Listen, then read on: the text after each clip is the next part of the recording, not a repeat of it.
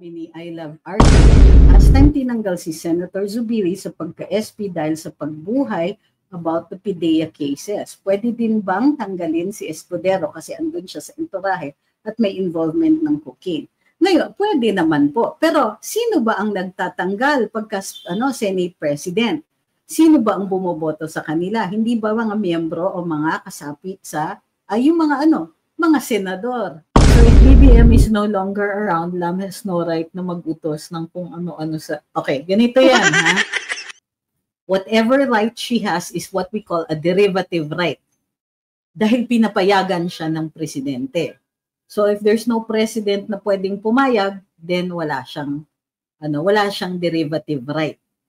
O halimbawa, siya yung pinoprotektahan, she gets a say. Sino yung PSG na naka-assign sa kanya, ganyan. But can she move people around? Like, pwede ba niyang sabihin sa DND secretary, ayoko si ganito, palitan mo yung head ng PSG. Baba, presidente lang o kaya ang pwede magsabi ng DND. Magandang araw po sa inyo lahat, Reaction Update PH. Nagbabalik na, pakaganda ho ng pag-uusapan natin ngayon mga ka-update. SP Cheese Escudero, dawit nga ba? Ayan mga ka-update, yan ang malaking katanungan dito. Kasi mga ka-update, isa raw po si SP Cheese Escudero sa mga taong may alam dyan sa cocaine. Ayan mga update. Hindi naman po sigurado ito mga update. Opinion lang ho ng isang nagkomento kay Atty. si Angeles kung saan sinabi nga daw kasi ni Senator Mig Zubiri pwedeng tanggalin itong mga convicted o makakasuhan sa cocaine. Kaya mga update, pakinggan ho natin ang magiging pahayag ni Miss Trixie Angeles patungkol dito kay SP Cheese Escudero, Mig Zubiri, Lisa Tanas, mga kadig, hindi yan mahuli siyempre, at si Pobong Marcos Jr. Sabi ni I Love RT, last time tinanggal si Senator Zubiri sa pagka-SP dahil sa pagbuhay about the PIDEA cases. Pwede din bang tanggalin si Escudero kasi andun siya sa entourahe at may involvement ng cocaine? Ngayon, pwede naman po. Pero sino ba ang nagtatanggal pagka Senate President? Sino ba ang bumoboto sa kanila? Hindi ba mga miyembro o mga kasapit sa yung mga senador? Ang tanong, will the senators vote against Cheese Escudero? And the public pressure these other senators enough so that they will vote him out? Yan ang katanungan.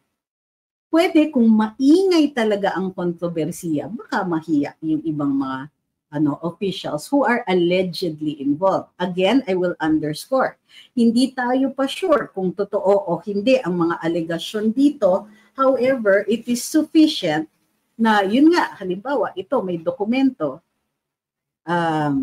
subject to its authenticity, di ba? Subject to the authenticity of these records. Now, ayun nga po mga kapatid, hindi pa naman po talaga sigurado ang mga pagpuputak nila kay SP Cheese Escudero at haka-haka pa lamang na sangkot nga sa may cocaine. Kaya mga kapatid, pagingin lang po natin ang pahayag ni Miss Trixie. Doon sa iba, hindi ko alam ano yung basis doon sa kina Senator Cheese and so on.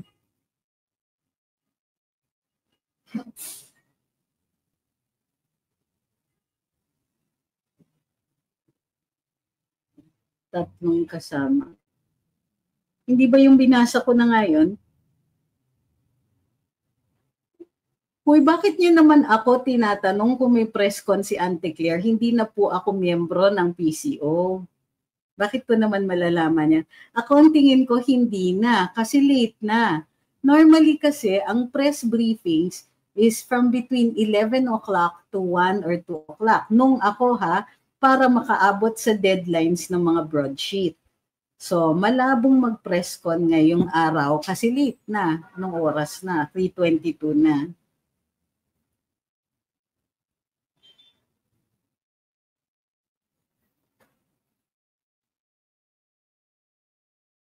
I think, sabi ni Huli Jean, that's impossible. Si Boying Remulla nga mukhang magiging ombudsman na after everything.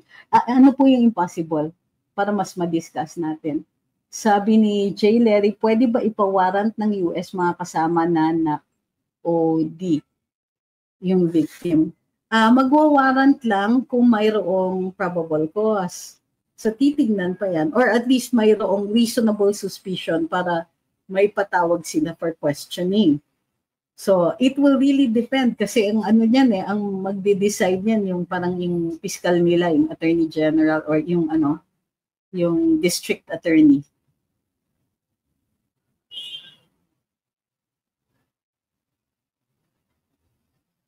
Sabi ni Picky Patch, it's ironic, never natin narinig mag-comment or may interview si FL debunking this issue. Alam nyo, mahirap talaga. Can you imagine how that interview is going to go?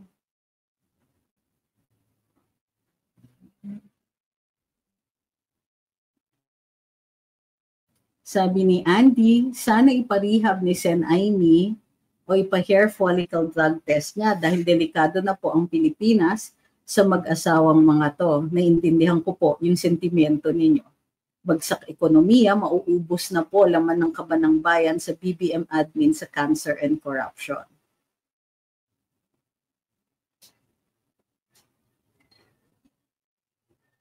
Yung pag-report na delayed 7 hours sa BHPD ay malaking question yan sa motibo. Opo. Pero tingnan po natin kasi it will be up to the investigators makita nila kung rationable yung 7 oras na yon. Baka mas mahaba pa. But any rate, sila yung magde-determine base dun sa mga statements. Iniintay ko din yan kung ano yung dahilan nila kung bakit inabot ng 7 oras. Assuming totoo yon ha? Assuming totoo na 7 oras bago yan ni-report, then interesado ako malaman ano yung dahilan nila for that.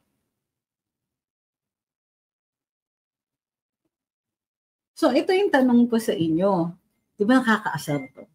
Parang kahiya talaga.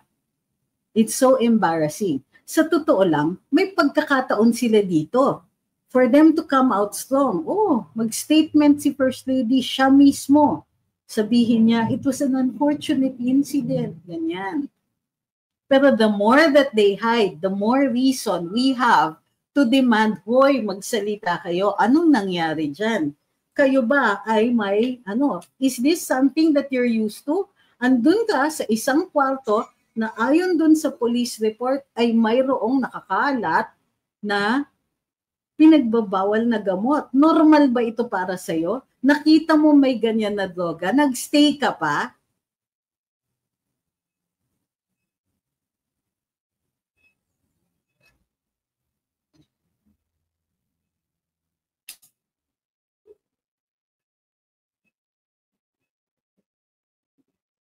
Sabi ni Joanne, so si Lisa Tanas po ba ang nag-run sa gobyerno? For me, that's not relevant. Yung access niya to the president, yung pagkakalapit niya. What if, kung okay lang sa kanya yung ganong klase, is it possible that there's these kinds of events happen in the palace?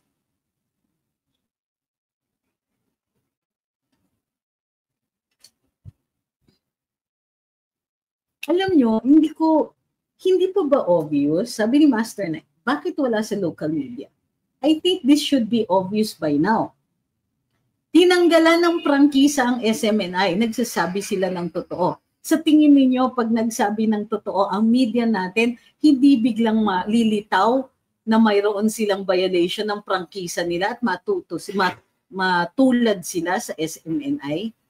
Siyempre, iisipin nila yon. At kung tama yung mga naririnig ko, kung totoo yung mga chismis na umiikot, mayroong nagtawag at pinapa-clean up, kumbaga pinapa-pull out yung mga kwento, yung mga storya.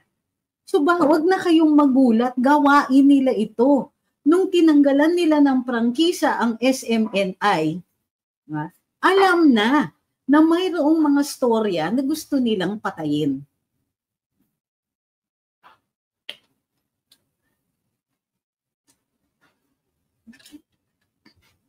Ito well said, sabi ni Sir Anthony Victorino, dahil si FL asawa ng Pangulo, ito ay matinding kasiraan sa katayuan ng Pangulo.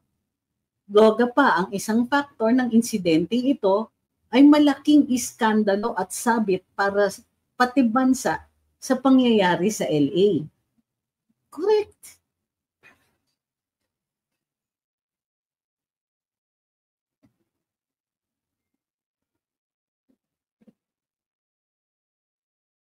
Sabi ni Tupac, yung ka-work ko sa government nag-positive, ayun tanggal siya, valid po ba yun?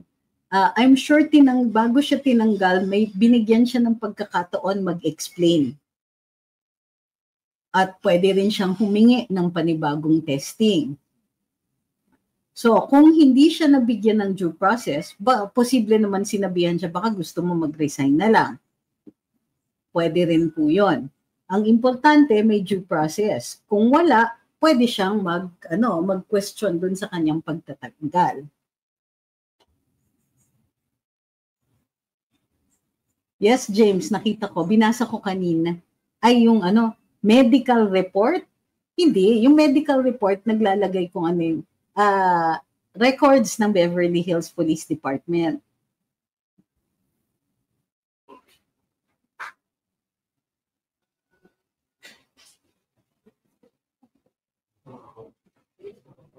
Sabi ni Picada, shameless. Tama, ito sabi ni Ma'am Laika, if accident po, na OD, pero they still have to answer, bakit may droga? Bakit tiniis nila? Bakit nagstay yung mga taong yon sa isang kwarto na may gamit na droga, may mga gumagamit ng droga? Dapat umalis sila. So, ayan, inabot sila ng ganyan.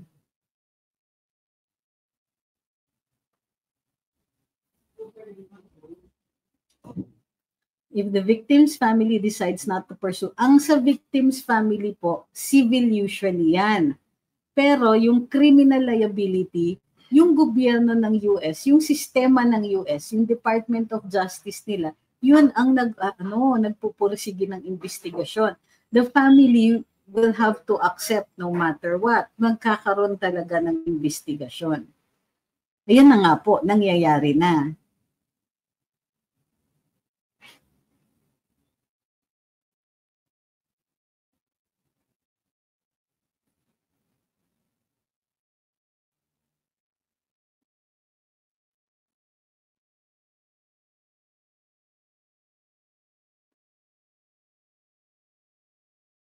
Sabi ni The Lucky Kitty Cat, from now, the relationship between the Marcos admin and the US is tainted. They can't blame people if we think biased sila. Agree? When it comes to USPH relations, agree. This admin is full of issues. Correct. Yan po ang pinakamabigat na consequence nito. Now, kung unsure, assuming totoo itong lahat, at unsure sila sa magiging resulta ng investigasyon, hindi maiiwasan isipin na magiging bahagi ito ng trust ng Pangulo sa kanyang pakikipag-usap sa US.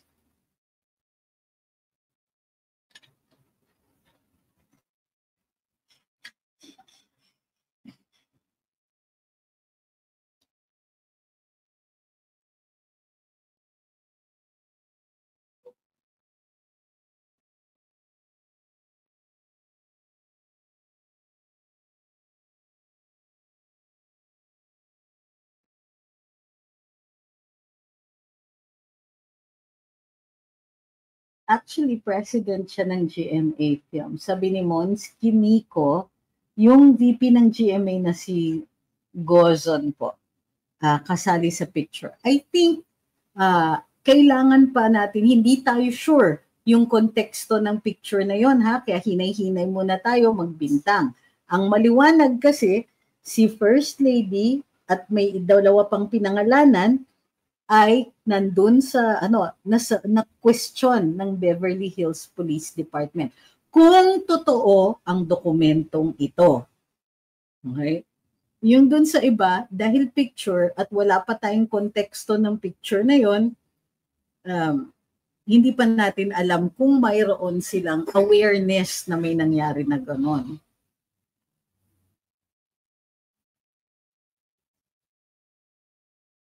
Hi kay Sir Mario, sabi niya the wife of Tantoco was there, so she should be the one who... Kinwestiyon nga po siya, isa siya dun sa 3 kinwestiyon.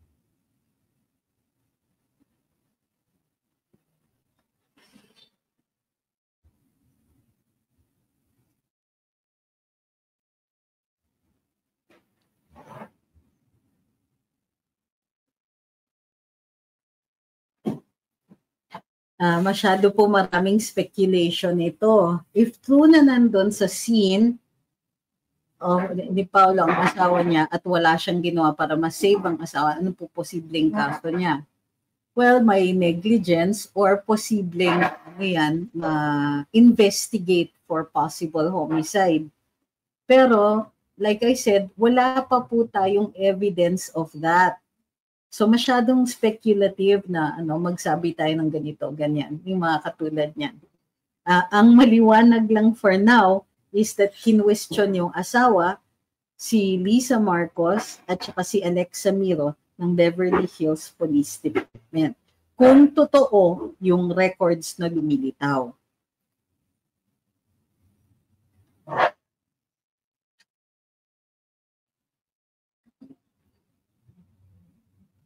Oh my goodness, ganon. Sabi ni Sir Albert, yung laman daw ng sako sa Taal Lake, mga buhangin na pabigat sa fish cages, sabi ng mga lokal, pahiya na naman si Boy.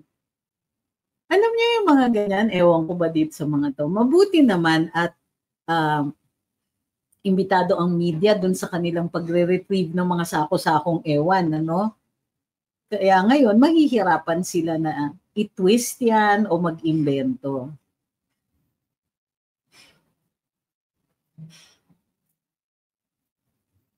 Sabi ni Edzology, I can't help but think that because of this scandal, and yes, you're right, it's a scandal, lumakas ang loob ng US to raise additional tariffs as they found leverage against the PH admin, or am I just overthinking? Well, ako, I'm thinking along those lines, pero I'm thinking more like baka lalo pang isama ni BBM sa bargain yun. O sige, hindi na kami magde-demand ng mas mababang taripa, drop nyo na lang yung yung mga ganun ba?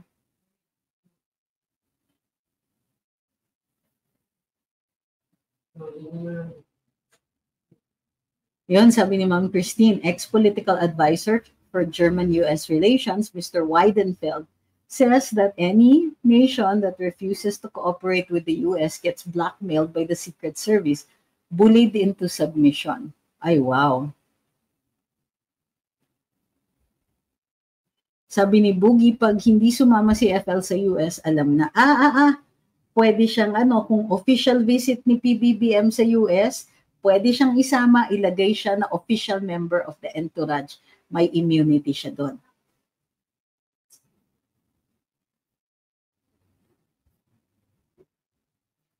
Kung kasama ka sa presidential plane, chine-check po na mga pasahero, baka nagdadala pa sila ng pasalubong na illegal. Chine-check pa rin po. Pero hindi as, hiwalay at saka mabilisan lang. Chine-check din. Well, kami, cabinet secretaries, chine-check, dumaan pa rin kami sa x-ray. Pero after that, after one x-ray, hiwalay kasi nga yung pagpasok sa, pagka may diplomatic immunity yung kasama.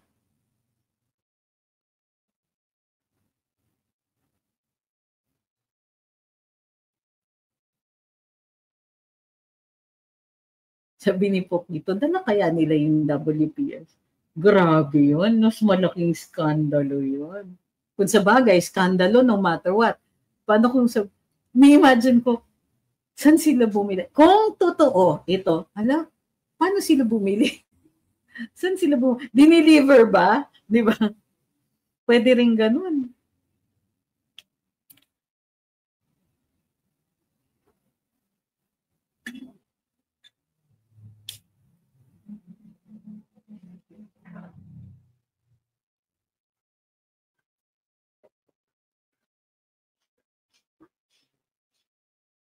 Sabi ni Daxi, skeptic ako sa pangalan ni Alexa Miro na kasama na someone for question. Why is she there other than a sexy artist and being linked with Sandro? Let's do more research on it. It's in the document kasi. It's in the document that's, have you seen it? Ito, yung, ay, malabo syempre. Yung records ng Beverly Hills Police Department of the incident of March 8.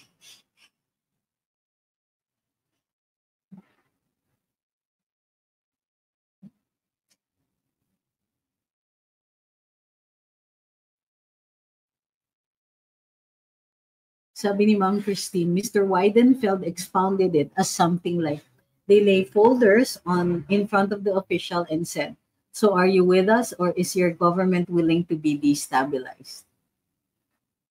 Problema, mahina ang presidente. Hindi niya kaya makapagbardagulan sa mga ganyan. Hindi niya kayang mag-bluff. Hindi niya kayang sayang yung pagkakataon. Sabi ni Ma'am Tin, dinaig pa nilang work party ni PDD. Yes, sabi ni Pinoy, kung dala nila ang cake, di ba smuggling yon? Pero remember the evidentiary requirement to prove that.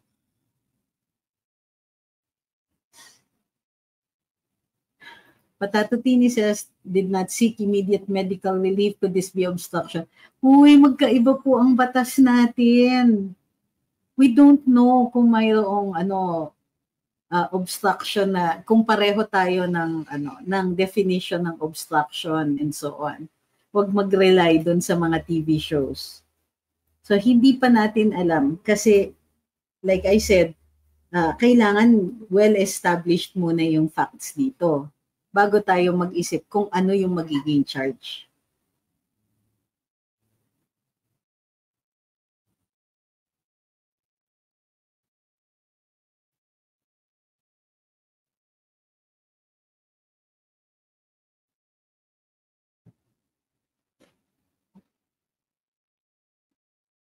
Where is Lisa Marcos right now? No information. All I know is that she is most likely in the country. Sabi ni Joy Ben, ang BHPD po ay 2 minutes away lang sa Beverly Hilton. Wow! Diba malingat ka lang ng konti, andun ka na. Sabi ni Galileo, regarding the PSG, if something happens to BBM, will they automatically lay off from Lam and the family? So whatever utos Lam, PSG cannot follow her, diba? I need a context for this. What is your context? Ano po yung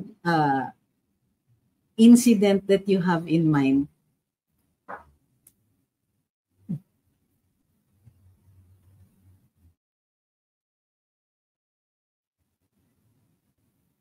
Sabi ni Andy, di kaya nakikialam na ang CIA sa BBM admin kaya hindi siya matanggal-tanggal ng US dahil sa sandamakmak na US bases sa Pilipinas na interest ng US at agreement ni BBM na ginawa nila Biden at BBM nung nagpunta siya sa US. Posible. I mean, that's certainly a theory.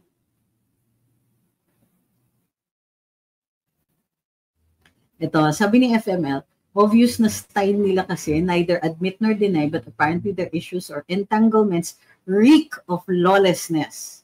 And then pagkasabi, sir, why on earth is the country under the mercy of these sick, twisted crooks?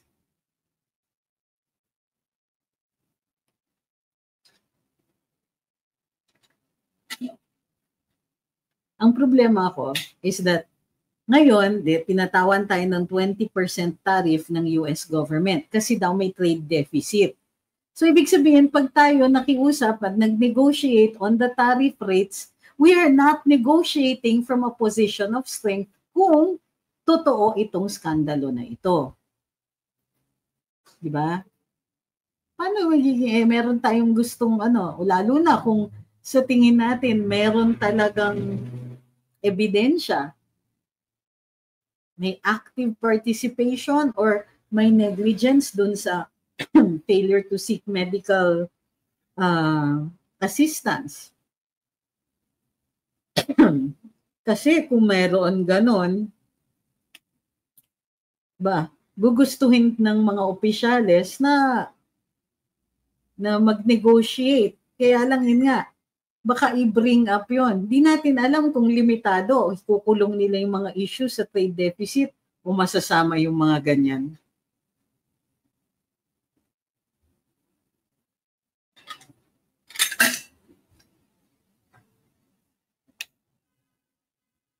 Sabi ni Galileo, PSG protects the president and his family. Lam is doing the command post sa mga decisions. What do you mean doing the command post? So if BBM is no longer around, Lam has no right na mag-utos ng kung ano-ano sa... Okay, ganito yan, ha? Whatever right she has is what we call a derivative right. Dahil pinapayagan siya ng presidente.